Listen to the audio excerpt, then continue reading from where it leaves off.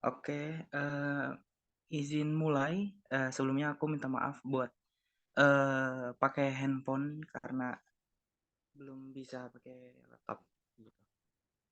Nah, di sini udah ada, PPT-nya ya. Jadi di sini kita hari ini, membahas tentang pemindahan risiko kepada perusahaan asuransi keuangan. Boleh di-next. Nah, di sini anggota kelompoknya ada saya sendiri, Haris Iqbar, dengan NIM 17106210007 dan partner saya. Fidelia Syamila dengan NIM 1710621064. Oke, boleh di-next. Nah, sini ada beberapa pembahasan yang akan kita bahas. Boleh di-next saja.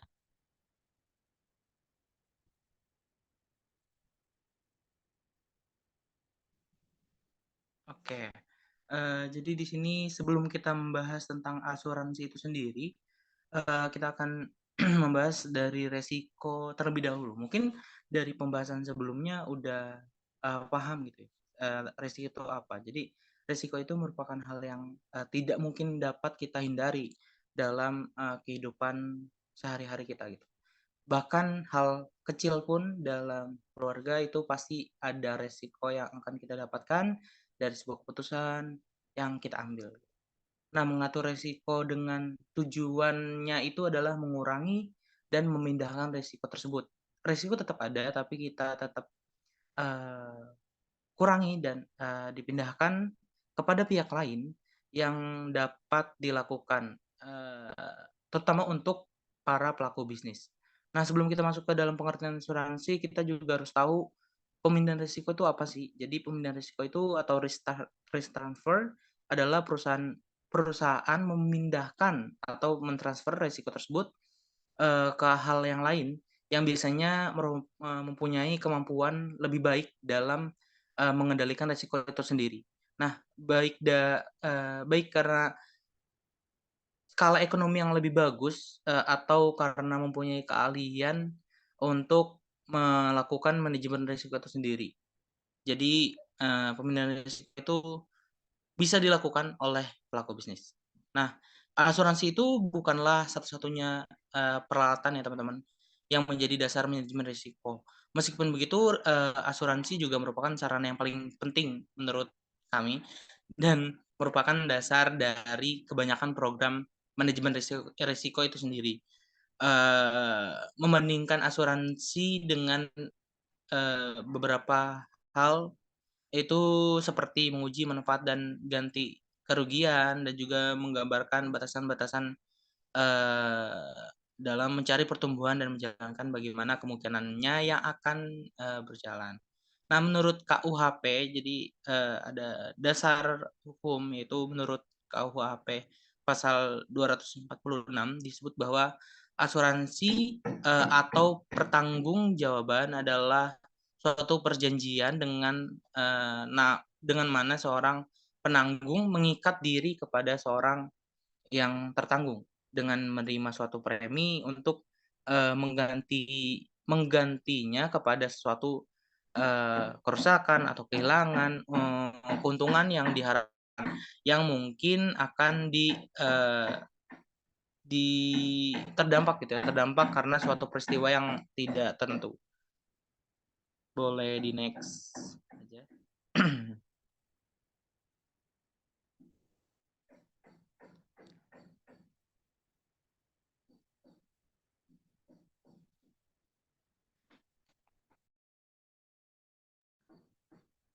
Di sini ada pengertian lain, yaitu ada pelimpahan risiko. Asuransi adalah pelimpahan risiko dari pihak pertama kepada pihak kedua, dan ini didasarkan pada aturan hukum yang dianut oleh semua pihak terlibat. Lalu dari segi ekonomi, asuransi melibatkan pengumpulan dana yang digunakan untuk memberikan ganti rugi kepada orang yang mengalami kerugian. Dalam perspektif pertama dan kedua, asuransi juga memiliki dua perspektif. Yang pertama itu berfungsi sebagai perlindungan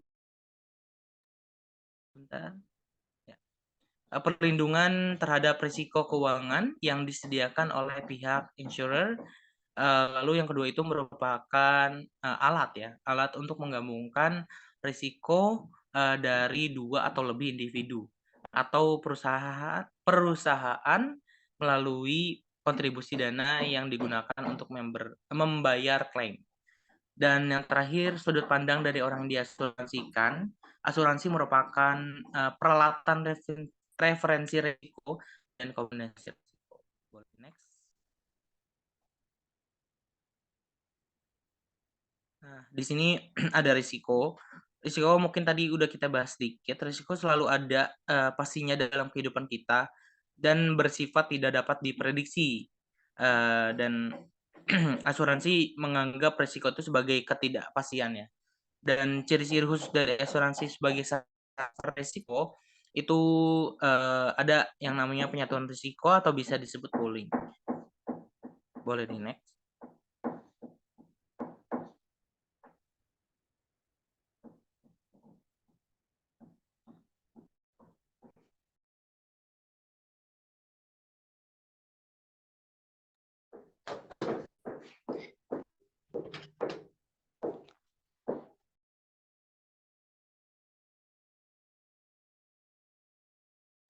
Ya, lanjut di sini ada pada UU Nomor 40 Tahun 2014, Pasal 26 Ayat 1 dinyatakan standar perilaku usaha yang pertama adalah mengenai polis. Polis adalah kontrak asuransi yang merupakan dokumen dasar dalam melakukan pertanggungan yang berupa surat permohonan tertulis yang diajukan tertanggung pada perusahaan asuransi. Nah, ada juga yang namanya binder. Binder itu adalah kontrak sementara sebelum polis asuransi diterbitkan. Boleh di next.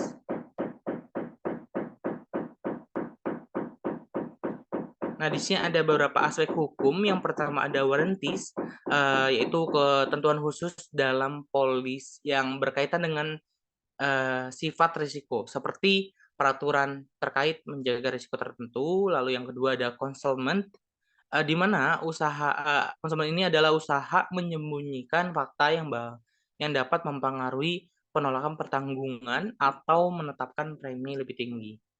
Dan yang poin ketiga ada representation, di mana ini adalah pendapat, opini, atau keyakinan tertanggung yang tidak tercantum dalam polis dan digunakan untuk mendapatkan polis.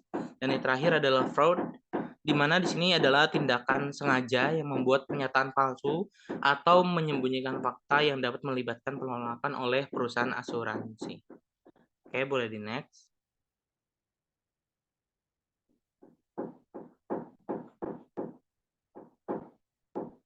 Nah, di sini ada kejelasan dalam polis asuransi. Polis sendiri harus dirumuskan sehingga pengecualian atau pembatasan penyebab risiko itu ditutup dapat dengan mudah diketahui. Lalu tidak boleh ada ketentuan yang menghambat upaya hukum tertanggung atau mengecualikan pemilihan pengadilan dalam perselisihan. Dan di sini ada unsur-unsur kontrak asuransi seperti perjanjian asuransi, risiko yang dijamin, tertanggung, penutup pihak ketiga, risiko yang tidak dijamin, klausula asuransi, kondisi umum polis asuransi. Boleh di next.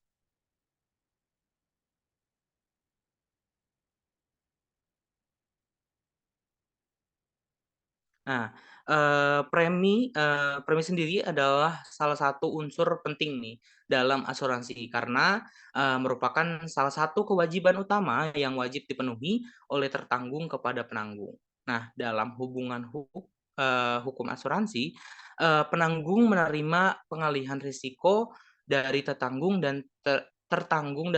membayar sejumlah premi sebagai imbalannya. Nah, agar risiko beralih kepada penanggung, maka tertanggung itu harus membayar uang premi terlebih dahulu, kecuali apabila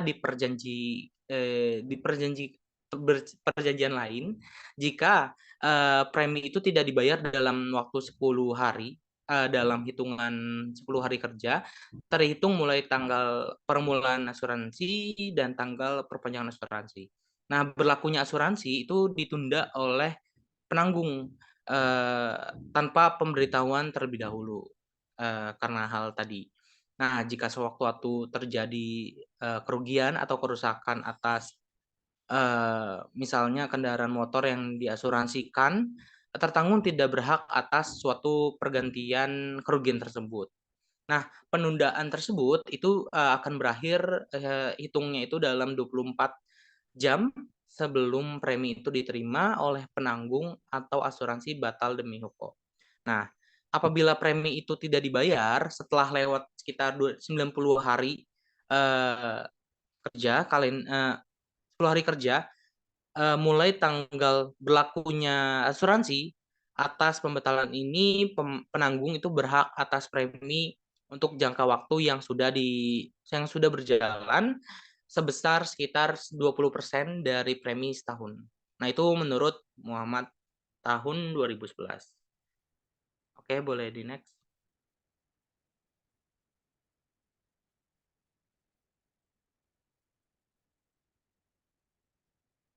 Ya, selanjutnya di sini ada kriteria premi asuransi. Di sini ada beberapa hal ya. Yang pertama ada dalam bentuk sejumlah uangnya, jumlah uangnya, lalu tertanggung sebagai imbalan pengalihan risiko, dihitung terhadap nilai risiko yang dialihkan, dan jumlah premi yang harus dibayar oleh tertanggung, juga termasuk biaya yang berkenaan dengan pengadaan asuransi itu sendiri. Lalu di sini ada rincian jumlah premi, di mana jumlah persentase dari jumlah yang diasuransikan, lalu jumlah biaya-biaya yang dikeluarkan oleh penanggung, lalu kurtase untuk palang jika asuransi diadakan melalui pialang, lalu juga terakhir keuntungan bagi penanggung dan jumlah cadangan. Oke, boleh di-next, dilanjutkan oleh Fidelia. Oke, selanjutnya itu ada manfaat asuransi. Nah, manfaat asuransi ini, manfaat utamanya itu adalah memberikan manfaat memberikan bentuk penggantian kerugian bagi individu atau pihak yang mengalami kerugian tak terduga. Nah, manfaat ini ada manfaat bagi individu dan juga manfaat bagi masyarakat. Nah, kalau individu itu asuransi membantu individu yang mengalami kerugian untuk pulih atau memperbaiki situasi keuangan mereka. Untuk masyarakat, itu manfaatnya eh, masyarakat secara keseluruhan juga mendapatkan manfaat dari asuransi karena individu yang dipulihkan dapat kembali berproduksi, meningkatkan pendapatan pajak, dan mengurangi beban dana kesejahteraan yang harus dikeluarkan oleh pemerintah. Nah, tapi di sini asuransi juga mengurangi ketidakpastian dalam masyarakat dengan menghilangkan resiko yang dihadapi oleh individu dan mengurangi resiko total dalam masyarakat. Jadi, penting banget kalau misalkan si asuransi ini tuh dikasih pemahaman gitu untuk orang-orang yang akan membelinya. Jadi, setiap orang memiliki resiko dan asuransi memungkinkan mereka untuk memindahkan resiko tersebut kepada perusahaan asuransi sehingga mengurangi ketidakpastian dan kekhawatiran akan kerugian finansial.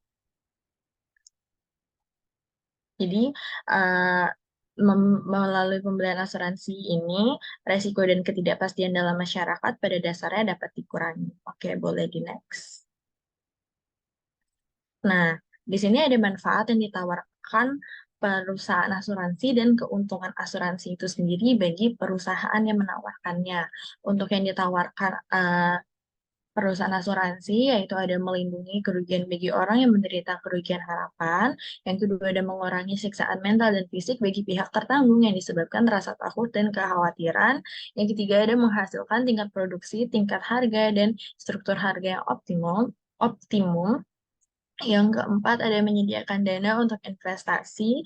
Yang kelima, ada memperbaiki posisi persaingan perusahaan kecil sebagai tambahan perusahaan asuransi dalam praktek berperan dalam aktivitas penting pengendalian kerugian. Nah, kalau misalkan manfaat untuk perusahaan asuransi itu sendiri adalah dia menerima keuntungan dari premi yang diterima. Terus yang kedua, dia juga menerima keuntungan dari hasil penyertaan modal di perusahaan lain. Dan yang ketiga juga, dia menerima keuntungan dari hasil bunga dan investasi di surat-surat berharga. Boleh di next? Oke, selanjutnya kita masuk ke dalam prinsip-prinsip asuransi. Nah, kan tadi udah dibahas di bagian polis, kalau misalkan perjanjian asuransi tidak dapat dilakukan secara sembarangan karena perjanjian tersebut di dalamnya terkandung prinsip-prinsip asuransi yang tujuannya adalah untuk menghindari berbagai hal yang tidak dikehendaki antara perusahaan asuransi dengan tertanggung setelah perjanjian tersebut. Oke, nah di sini ada 11 prinsip. Yang pertama ada insurable interest. Nah, ini adalah pedoman yang dapat menentukan apakah sesuatu itu insurable atau dapat diasuransikan dan siapa yang dapat memperoleh asuransi ini. Misalkan mengasuransikan rumah yang dibangun, toko, dan isinya. Nah, di sini di dalam insurable interest ini ada unsur-unsur yaitu berupa hak kepentingan jiwa tanggung gugat, sesuatu yang dapat dipertanggungkan, hubungan hukum antara tertanggung dan sesuatu yang tertanggung dan yang dipertanggungkan memiliki hubungan sah secara hukum. Nah, resiko yang diasuransikan ini atau insurable itu juga dikenal dengan istilah large, yaitu loss, unexpected, reasonable, catastrophic, homogeneous. Nah, nanti itu bakal dijelasin di slide-slide nanti. Nah, loss itu adalah kerugian, unexpected itu adalah sesuatu yang tidak diharapkan, reasonable itu adalah benda yang memiliki nilai baik, catastrophic itu tidak menimbulkan rugi yang sangat besar. Nah, yang kedua itu ada utmost good faith. Jadi ini adalah prinsip yang menyatakan tertanggung tidak boleh menyembunyikan sesuatu fakta yang dapat merugikan pihak lain. Nah, di sini ada unsur-unsur pelanggaran, misalkan kayak non-disclosure, yaitu tidak mengungkapkan tidak sengaja, ada concealment, yaitu dengan sengaja, ada fraudulent misrepresentation, yaitu menutupi tidak sengaja, dan innocent misrepresentation, itu dengan menutupi dengan sengaja. Boleh di next. Selanjutnya itu ada indemnity, yaitu prinsip asuransi yang menyatakan mengembalikan posisi finansial tertanggung setelah terjadi kerugian seperti pada posisi sebelum terjadi kerugian. Nah, cara pelaksanaannya itu pembayaran tunai, replacement, atau penggantian, repair, atau perbaikan, ada reinstallment, ada pembangunan kembali. Nah, yang selanjutnya itu ada proximate cause. Ini adalah prinsip sebab aktif, efisien yang mengakibatkan terjadinya suatu peristiwa secara berantai tanpa intervensi kekuatan lain. Contohnya ada badai menerpa hantam tembok, terus yang kedua ada tembok roboh, listrik rusak, terus ada konsleting, terus kebakaran, pemadam menyebabkan air yang merusak perabot yang tidak terbakar. Nah, terus yang selanjutnya ada subrogation. Ini menyatakan hak penanggung yang telah memberikan ganti rugi kepada tertanggung untuk menuntut pihak lain yang mengakibatkan kepentingan asuransi mengalami peristiwa kerugian. Nah, contohnya tuh tertanggung kecelakaan ditabrak kendaraan lain, atau penanggung mengganti kerugian kerusakan tertanggung, atau penanggung menuntut ganti rugi penabrak, gitu. Nah, terus boleh di next. Jadi, yang selanjutnya yang keenam itu ada contribution. Jadi penanggung berhak mengajak penanggung-penanggung lain yang memiliki kepentingan yang sama untuk ikut bersama membayar ganti rugi pada seorang tertanggung dengan jumlah yang berbeda. Metodenya ada dua, yaitu ada proporsional dan independent liability. Nah, selanjutnya ada ekonomi prinsipal. Prinsip ini menunjukkan asuransi harus sesuai dengan prinsip ekonomi, yaitu hasil optimal dengan biaya minimal. Nah, yang kedelapan ada legal principle. Prinsip ini menunjukkan perjanjian yang tertuang dalam polis asuransi jiwasraya secara hukum karena ditandatangani atas dasar prinsipnya sejujur-jujurnya dan prinsip kepentingan yang dapat dipertanggungjawabkan. Nah, yang kesembilan ada actuaria principle, prinsip yang menyatakan polis asuransi dilakukan atas dasar perhitungan-perhitungan yang jelas dan logis. Oke, boleh next. Yang ke-10 ada cooperation principle. Prinsip ini menunjukkan bahwa asuransi pada hakikatnya merupakan suatu bentuk gotong royong dalam kerjasama yang saling menguntungkan dari orang-orang yang ingin menghindari atau mengurangi kerugian sebagai akibat terjadinya risiko. Nah, selanjutnya itu ada equalization principle. Pada dasarnya, prinsip ini ini berjalan atas paham demokrasi, yaitu setiap orang yang terlibat dalam perjanjian asuransi berada pada situasi sama rendah berdiri sama tinggi. Dengan pengertian lain, tidak pernah dan tidak boleh ada orang yang dipaksa dan dirugikan dalam suatu perjanjian asuransi. Oke, boleh di next.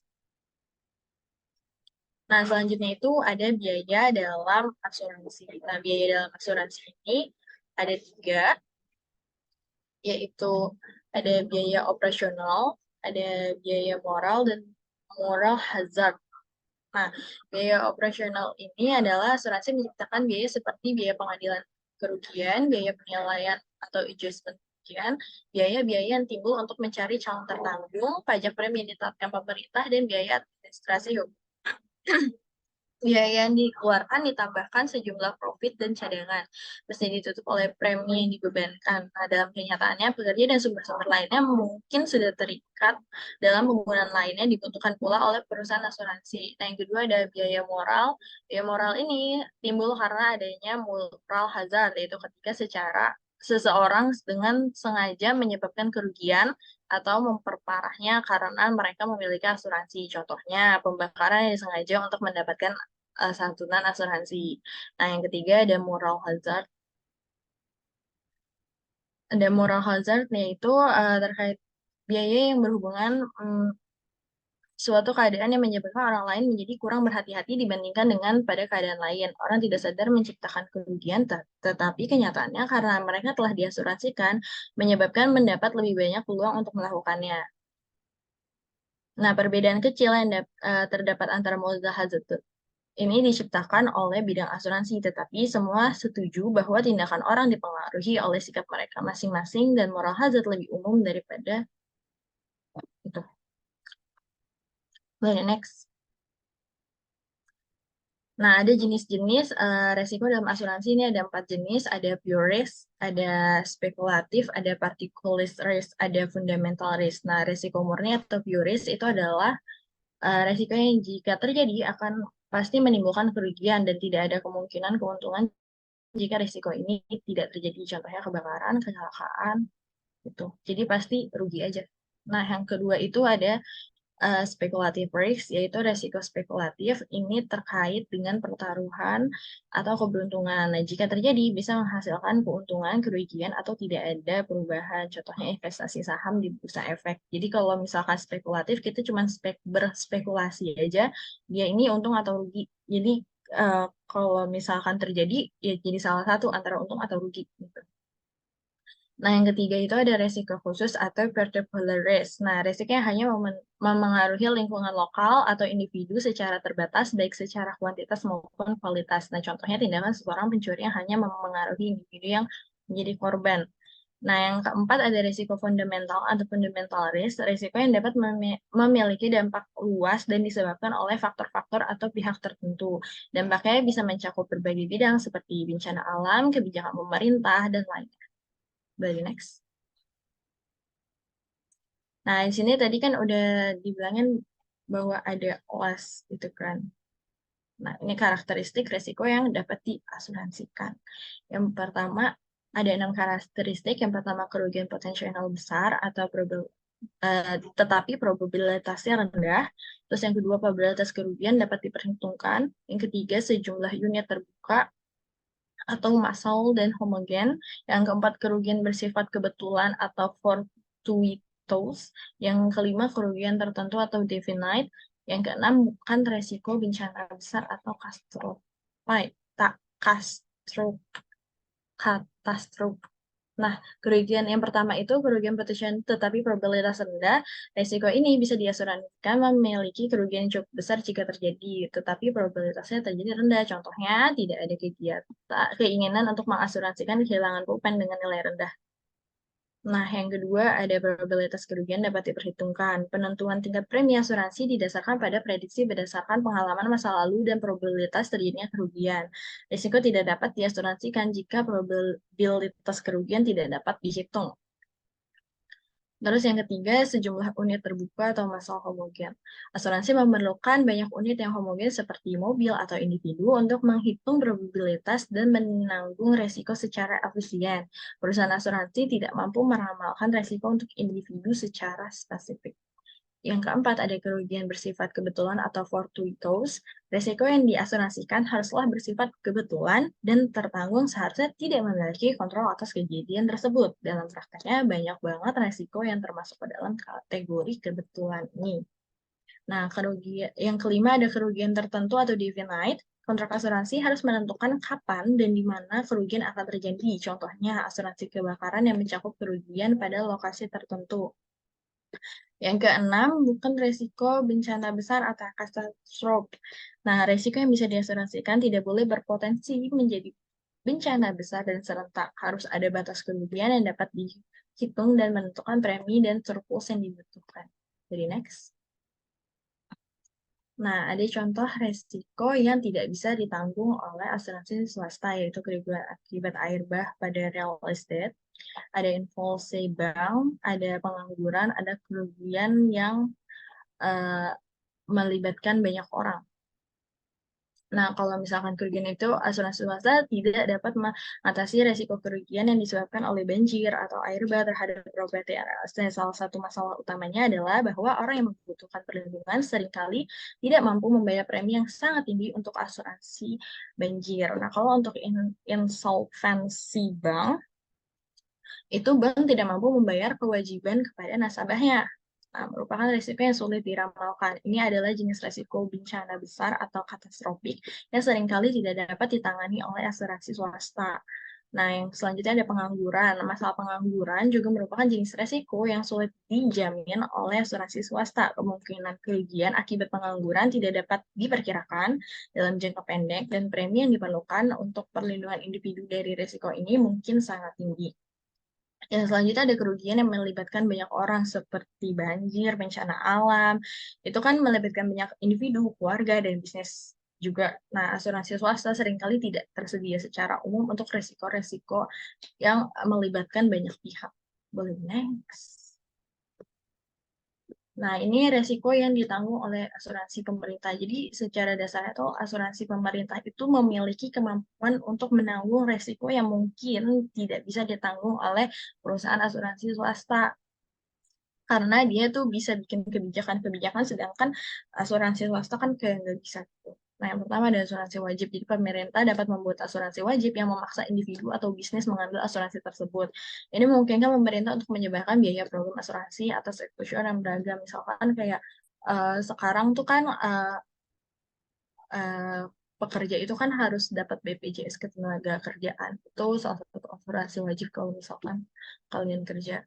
Nah, ada penyesuaian premi fleksibel, asuransi pemerintah dapat mengubah tiket premi secara fleksibel sesuai kebutuhan tanpa takut kehilangan nasabah. Ini memungkinkan mereka untuk menutup kerugian yang mungkin terjadi di masa lalu. Yang keempat itu ada regulasi oleh pemerintah, jadi pemerintah dapat mengatur asuransi pemerintah dengan mengeluarkan peraturan yang dapat mengubah manfaat-manfaat yang diberikan.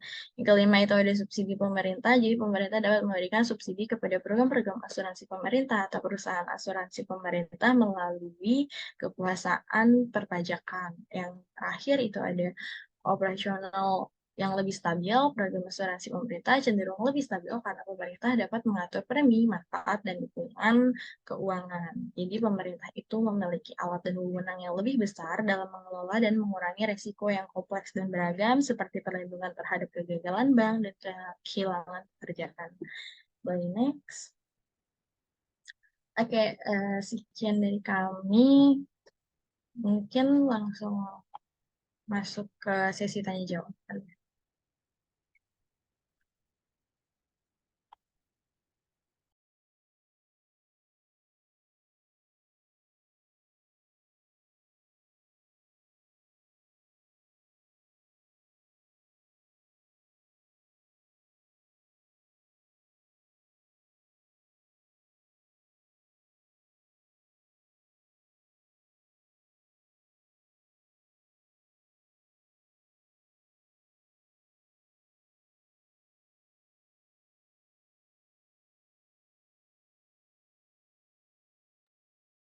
Oke, boleh untuk Azra pertanyaan. Oke, makasih Fidel. Jadi pertanyaan itu terkait dengan polis asuransi ya, di mana apa sih isi ya atau informasi yang biasa terdapat dalam sebuah polis asuransi dan mengapa penting bagi perusahaan maaf, mengapa penting bagi pemegang polis untuk memahami isi polis tersebut? Gimana, Fidel? Oke, makasih ya Zara pertanyaannya. Oke. Sebelumnya, Ibu maaf kami izin berdiskusi terlebih dahulu untuk menjawab pertanyaannya ya Bu.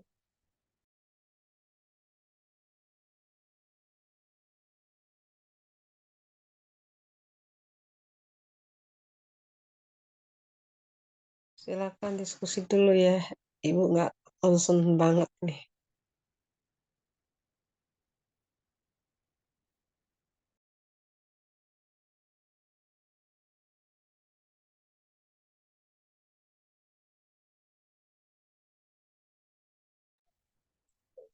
Sebelumnya apakah saya boleh jawab?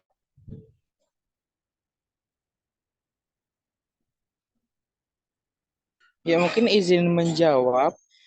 Maaf belum bisa on cam. Jadi untuk sebuah polis asuransi itu biasanya berisi rincian pemegang polis, ada identifikasi pemegang, termasuk nama, alamat dan informasi biasanya, dan deskripsi dari asuransi tersebut. Terus premi itu jumlah uang yang harus dibayarkan, lalu masa pertanggungannya, manfaatnya, pengecualian, ketentuan, klaim dan lain-lain.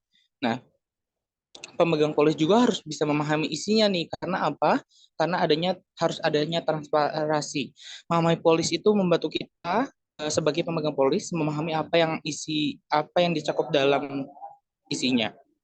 Lalu ada kedisiplinan atau kepatuhan. Jadi kita harus bisa memenuhi syarat dan klaim yang lancar, dan yang terakhir adanya perlindungan yang lebih baik. Jadi dengan memahami polis, pemegang juga dapat membuat keputusan yang lebih baik dan memilih jenis asuransi yang sesuai. Seperti itu.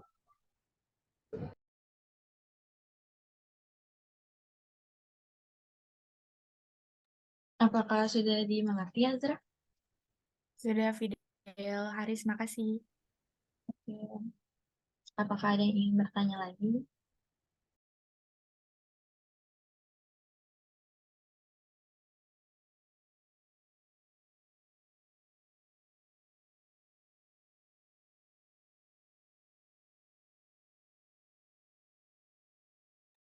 Oke, Brili, boleh.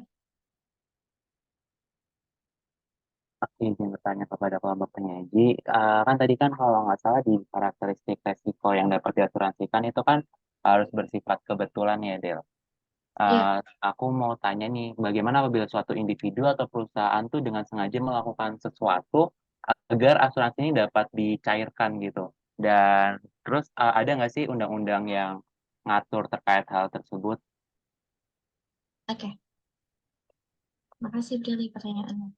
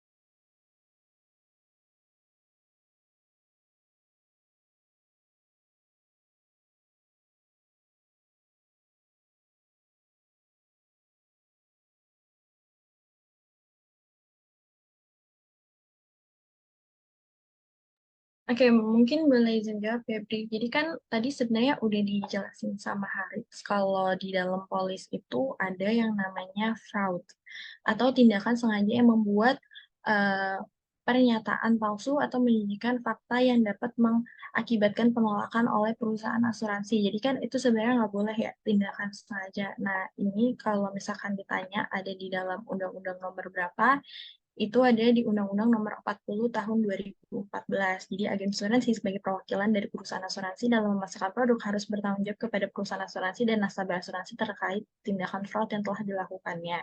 Tuh. Apakah sudah menjawab? Oke, makasih sudah jawabannya. Oke, sama-sama.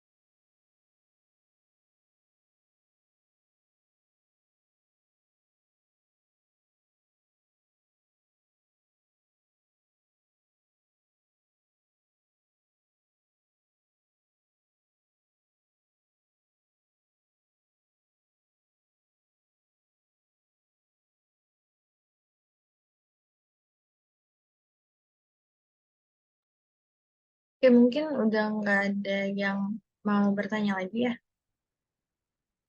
Kayaknya sekian presentasi dari kami, kurang lebihnya kami mohon maaf, mungkin bisa dikembalikan ke Fatin atau kepada Bu Kori. Terima kasih.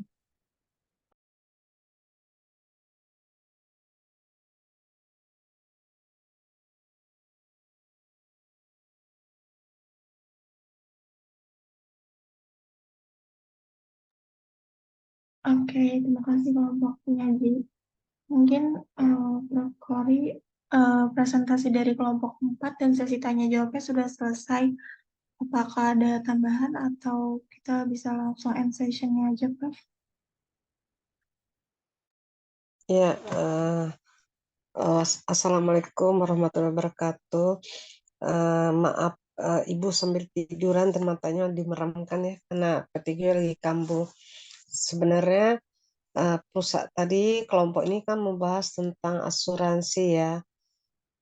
Asuransi untuk pribadi ya, bukan asuransi. Jadi asuransi jiwa atau asuransi kesehatan atau asuransi kecelakaan dan sebagainya ya.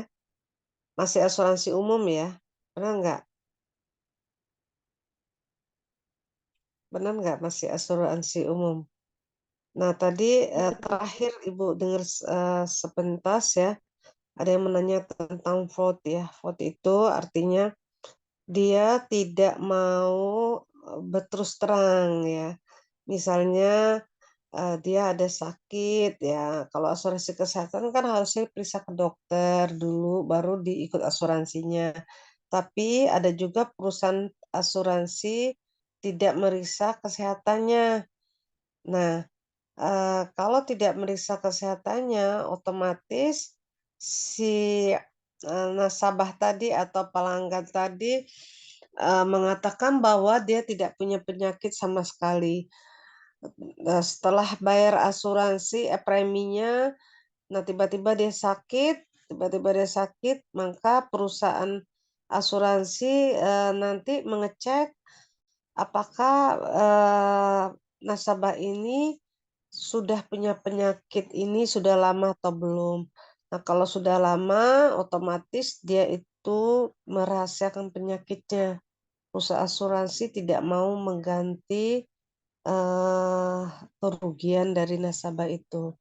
Jadi kita harus berterus terang di dalam menyatakan atau mengikuti ya asuransi. Kalau kita punya penyakit tersebut ya harusnya dikatakan. Biasanya kalau customer atau nasabah tadi tidak menyatakan surat kesehatan dari pemeriksaan, maka asuransi tersebut, maka preminya itu akan dinaikkan ya, dinaikkan berapa persen gitu. Nah, oleh karena itu sebaiknya kita ikut asuransi dengan tambahan kesehatan ya. Itu untuk asuransi kesehatan. Oke, itu aja tambahan dari saya. Kurang lebihnya maaf. Saya serahkan kepada PJ, ketua kelasnya atau PJ-nya. Kita akhiri juga boleh. Terima kasih ya. Oke, makasih Prof. Ya, sama-sama. Salam.